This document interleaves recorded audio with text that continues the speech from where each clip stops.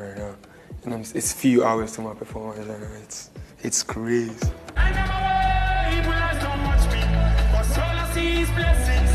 Hi, I'm Black Sherif, the artist from Ghana, and I'm a change maker.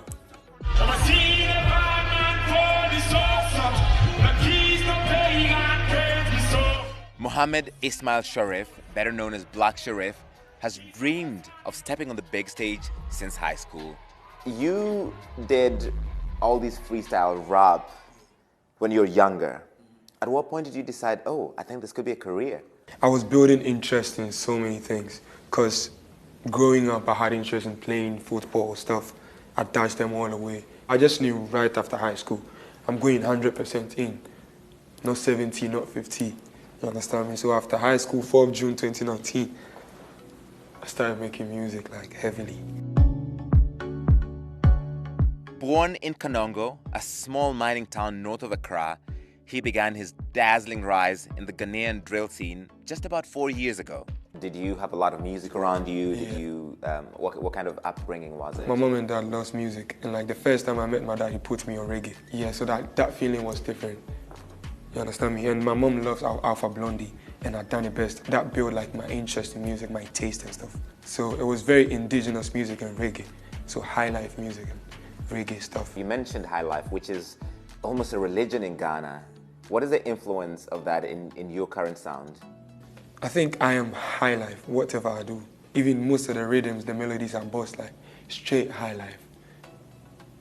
But I didn't grow up back then.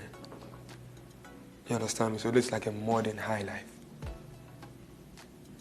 with reggae influences and stuff. With Afrobeats taking the world by storm, Black Sherif wanted to voice his story on his own terms. Your first album, The Villain That I Never Was, you did not have any other features apart from Burna Boy.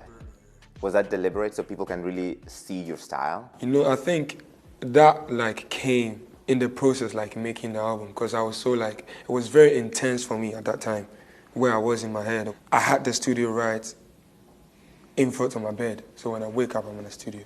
And I made so many songs, and I felt like the story I was going to tell, I could tell it alone. I had plans of like getting features on the album, but making the album, like getting into like 70% in the album, like nah, let me do this solo. You understand me? Yeah.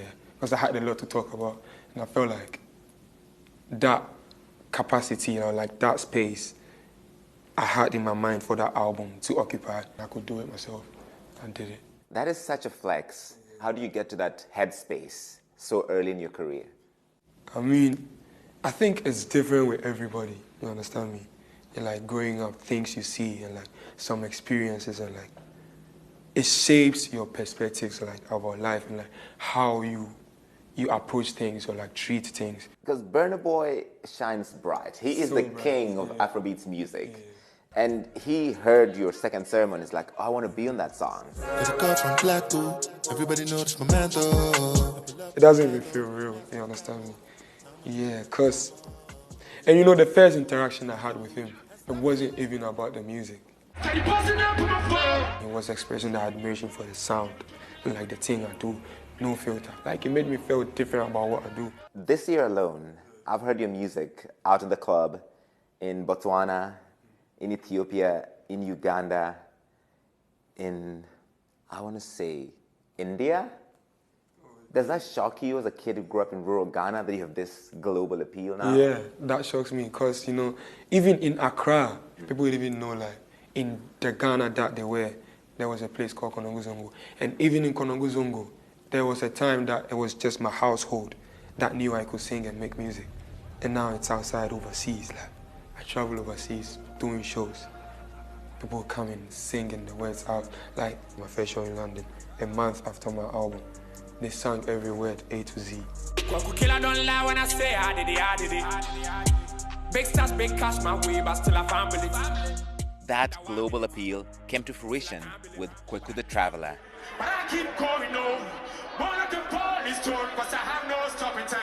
The single debuted on the US Billboard Afrobeats charts at number 5 last year, and quickly thereafter made Black Sherif a viral sensation. Is that sort of a commentary on your life, being young and being under this much public scrutiny and an admission that, yes, sometimes you will screw up? I think it is. Yeah, I think it is. My art is like, my feelings are my art. When I'm crying, I make music. When I'm happy, I make music. When I'm confused, I make music. Yeah, I think it is.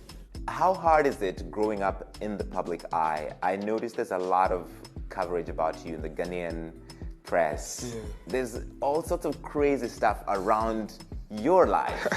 How does that feel? It feels crazy because basically, I was 19 just 2 years ago, and I was fresh out of home, new to the streets, new to this life.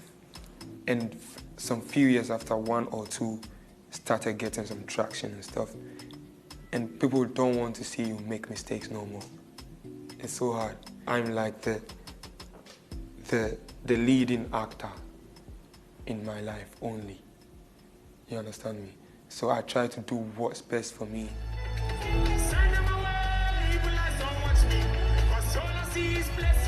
Every performance, like at Afro Nation Miami, the rhythmic pace of his lyrics with a fresh sound continues to resonate in the diaspora and with music fans everywhere. The performance just wrapped. How do you feel about the performance? I loved it. I love how it sounded over there. Yeah, very confident and not shaking. Tell me about what's in your future. There's so much music coming. You know, ideas keeps popping up, like different gates of ideas keeps opening. Sonically, visually, everything. So I feel like it's more, the near future is like, that's all I can say right now. The near future is more like, it's rich in artistry. I can't wait to be back. I know you miss me, I know. You miss me, I know. Love you guys always. Bless you.